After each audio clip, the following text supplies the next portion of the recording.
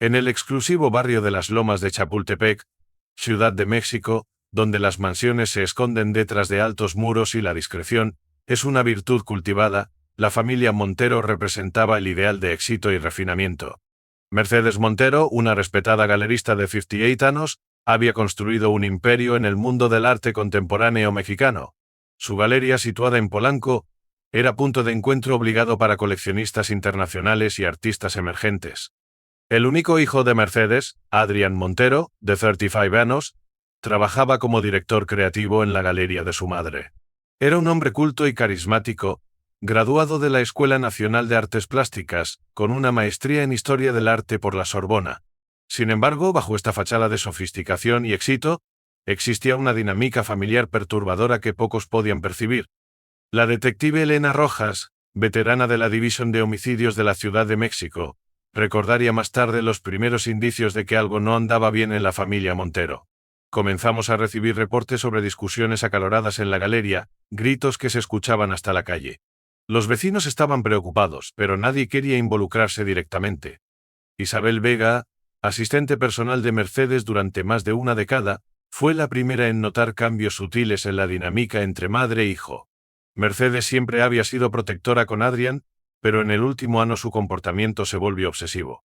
Controlaba cada aspecto de su vida, sus horarios, sus amistades, incluso su ropa. El Dr. Ramón Gutiérrez, psiquiatra que trató a Adrián brevemente en 2022, describió más tarde la relación como un caso clásico de dependencia emocional mutua llevada al extremo. Sin embargo, sus observaciones profesionales quedaron registradas en notas confidenciales que solo saldrían a la luz después de la tragedia. La tensión en la galería aumentaba día tras día. Patricia Mendoza, una de las curadoras, recordaba momentos inquietantes. Adrián intentaba implementar cambios, modernizar la galería, pero Mercedes bloqueaba cada iniciativa. Sus discusiones se volvían cada vez más intensas, y siempre terminaban con él pidiendo perdón, como un niño regañado. La situación empeoró cuando Adrián conoció a Clara Herrera, una joven artista emergente cuyo trabajo comenzaba a ganar reconocimiento en la escena del arte mexicano. Mercedes se opuso inmediatamente a la relación, alegando que Clara solo buscaba avanzar en su carrera. Vi cómo el rostro de Mercedes se transformaba cada vez que Clara visitaba la galería, recordaría Isabel. Era una mezcla de desprecio y miedo, como si sintiera que estaba perdiendo el control sobre Adrián. El detective Roberto Sánchez, quien posteriormente se uniría a la investigación, notó un patrón preocupante en los registros policiales. Hubo varias llamadas al 911 desde la dirección de la galería en los meses previos al incidente. Reportes de alteración del orden público, pero siempre que llegaban las patrullas, la situación aparentemente estaba bajo control. El control de Mercedes sobre su hijo se manifestaba de formas cada vez más evidentes. Había instalado cámaras de seguridad en toda la galería, supuestamente para proteger las obras de arte, pero las usaba para monitorear cada movimiento de Adrián. También tenía acceso a sus cuentas bancarias, correos electrónicos y redes sociales, justificando esta invasión como protección maternal. Los empleados de la galería comenzaron a notar comportamientos extraños. María Torres, la contadora, recordaba: Mercedes llamaba a Adrián cada hora cuando él salía por trabajo. Si no contestaba inmediatamente, ella entraba en un estado de ansiedad terrible. Luego enviara al personal de seguridad a buscarlo en varias ocasiones. La relación entre Mercedes y Adrián comenzó a deteriorarse rápidamente cuando Clara empezó a ganar prominencia en el mundo del arte. Sus exposiciones en galerías rivales atraían a importantes coleccionistas y críticos. Mercedes veía esto como una amenaza directa, no solo a su negocio sino a su control sobre Adrián. El detective Sánchez, revisando las grabaciones de seguridad de la galería, encontró evidencia de confrontaciones cada vez más violentas. En una ocasión particularmente tensa, Mercedes arrojó una escultura valorada en miles de dólares contra la pared, apenas fallando en golpear a Adrián, señalaría en su informe. Ana López, la galerista del espacio de arte vecino, recordaba haber escuchado a Mercedes gritar: «Esa mujer te está envenenando contra mí. Todo lo que tienes, todo lo que eres, me lo debes a mí». Los gritos eran tan fuertes que varios transeúntes se detuvieron en la calle. Ladra Carmen Ruiz, psicóloga especializada en relaciones familiares tóxicas, al revisar posteriormente los testimonios, identificó patrones clásicos de manipulación emocional. Mercedes había creado un ambiente de dependencia total. Utilizaba tanto el amor como el miedo para mantener a su hijo bajo control. Los intentos de Adrián por establecer límites saludables eran sistemáticamente saboteados. Javier Morales, su mejor amigo desde la universidad, notó cambios preocupantes. Adrián comenzó a aislarse. Cancelaba planes a último momento, siempre con excusas relacionadas con su madre. Su personalidad vibrante se fue apagando. La tensión alcanzó un punto crítico cuando Clara recibió una invitación para exponer en el Museo de Arte Moderno de Nueva York. La noticia, que debería haber sido motivo de celebración, desencadenó una serie de eventos perturbadores. Mercedes comenzó una campaña de desprestigio contra Clara en el mundo del arte mexicano. Laura Villasenor, crítica de arte del periódico El Universal, recibió correos anónimos sugiriendo que Clara había plagiado su trabajo de artistas establecidos. Los correos eran meticulosos, obsesivos en su intento por destruir la reputación de Clara, recordaría más tarde. Las investigaciones posteriores revelarían que fueron enviados desde la computadora personal de Mercedes. El detective Daniel Ortiz, especializado en delitos cibernéticos, descubrió que Mercedes había contratado investigadores privados para seguir a Clara.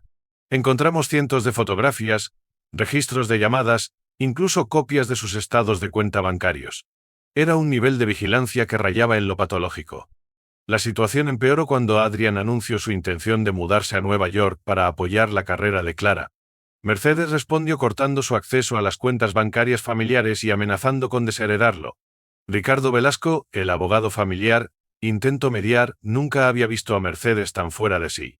Amenazó con destruir no solo la carrera de Clara, sino la de cualquiera que la apoyara. Clara comenzó a recibir amenazas cada vez más explícitas. El detective Sánchez documentó varios incidentes, neumáticos pinchados, ventanas rotas en su estudio, y mensajes amenazantes dejados en su buzón. Aunque no se podía probar directamente la participación de Mercedes, el patrón era claro. La situación se deterioró dramáticamente cuando Mercedes descubrió que Adrián había estado secretamente ayudando a financiar el proyecto de Clara en Nueva York. Sofía Rivas, ejecutiva del banco donde la familia tenía sus cuentas, reveló posteriormente que Mercedes había montado en cólera al descubrir las transferencias. Nunca olvidaré su rostro. No era solo ira, era como si algo se hubiera roto dentro de ella. El detective Rojas, revisando las cámaras de seguridad del banco, observó cómo Mercedes había tenido que ser escoltada fuera del edificio.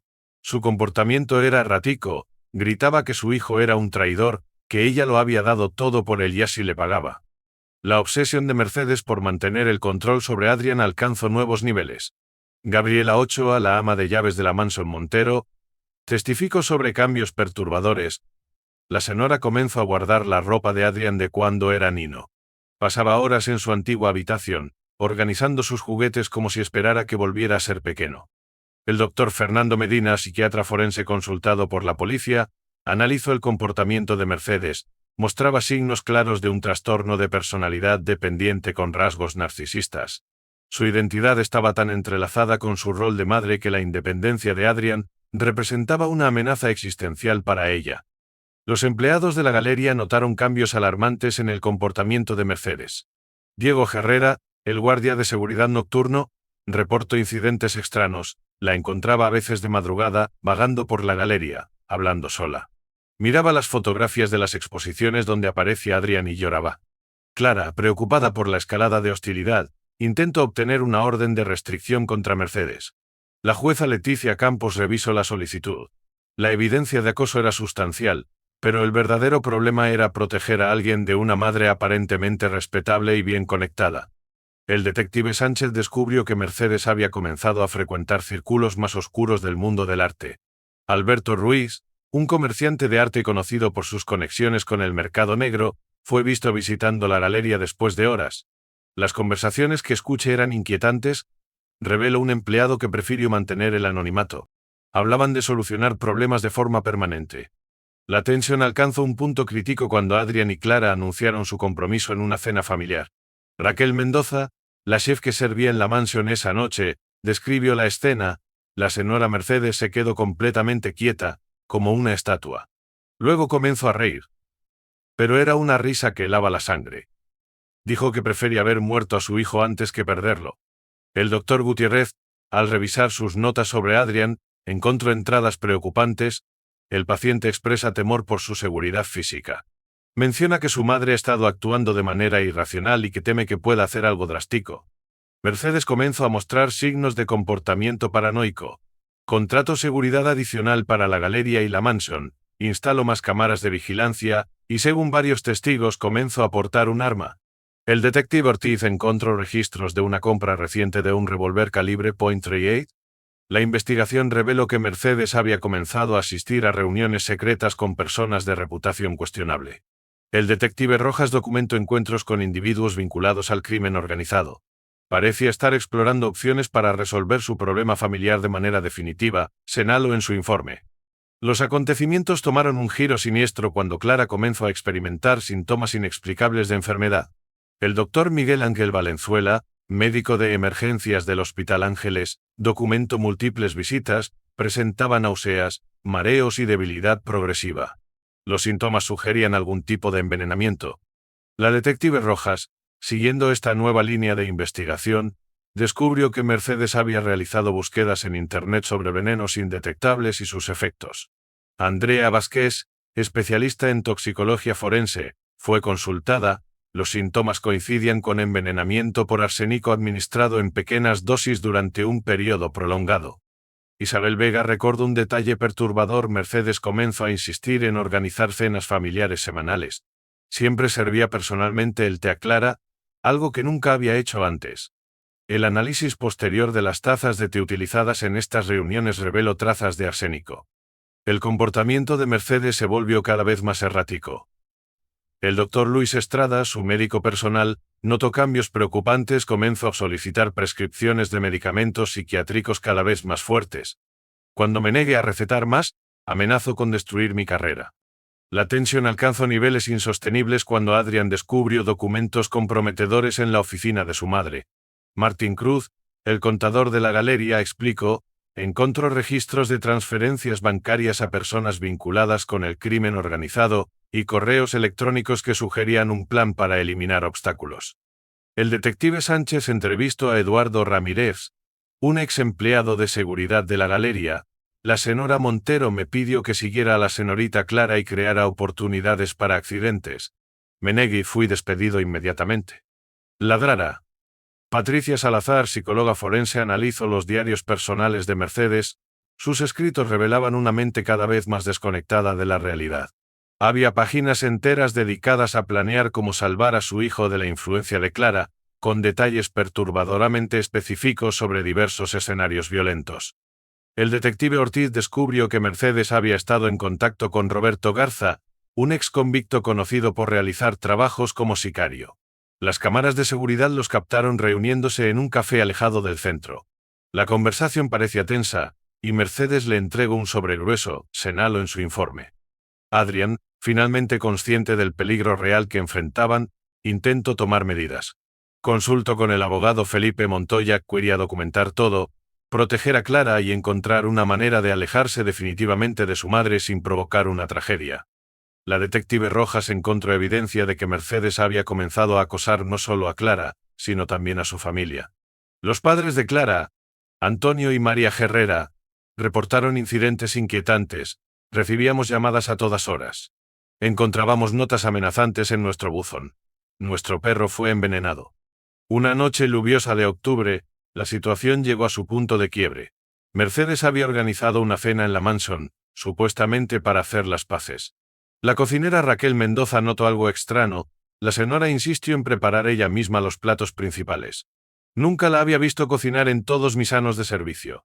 El detective Sánchez, reconstruyendo los eventos de esa noche, descubrió que Mercedes había comprado grandes cantidades de somníferos días antes. El farmacéutico Jorge Torres recordó: me pareció extraño que insistiera tanto en comprar esa cantidad específica. Dijo que era para un evento de la galería. La cena comenzó a las 8 p.m. Además de Mercedes, Adrian y Clara, estaban presentes Isabel Vega y el abogado Felipe Montoya, quien había sido invitado para discutir aspectos legales de la galería. Mercedes estaba inusualmente tranquila, casi serena, recordaría Isabel. Servía el vino personalmente, insistiendo en que todos bebieran para celebrar la reconciliación. El doctor Valenzuela, analizando posteriormente las muestras de sangre, encontró niveles letales de una combinación de drogas. Había una mezcla sofisticada de sedantes y sustancias tóxicas. Quien lo preparó sabía exactamente lo que hacía. Cerca de las 10 p.m. los invitados comenzaron a sentirse mareados. Clara fue la primera en perder el conocimiento, seguida por el abogado Montoya. Adrian, notando que algo andaba mal, intentó llamar a emergencias, pero Mercedes había desconectado los teléfonos. La detective Rojas encontró el video de seguridad de esa noche. Las imágenes mostraban a Mercedes observando con calma mientras sus invitados colapsaban uno a uno. Era como ver una obra de teatro macabra, comentaría después la detective. Ella se movía entre los cuerpos caídos como si estuviera organizando una exposición. El guardia de seguridad Diego Herrera fue quien dio la alarma. Escuché gritos provenientes de la casa principal. Cuando intenté entrar, encontré todas las puertas cerradas con llave. La señora Mercedes me gritó a través de la ventana que todo estaba bien, que solo estaban teniendo una reunión familiar. Ladrá.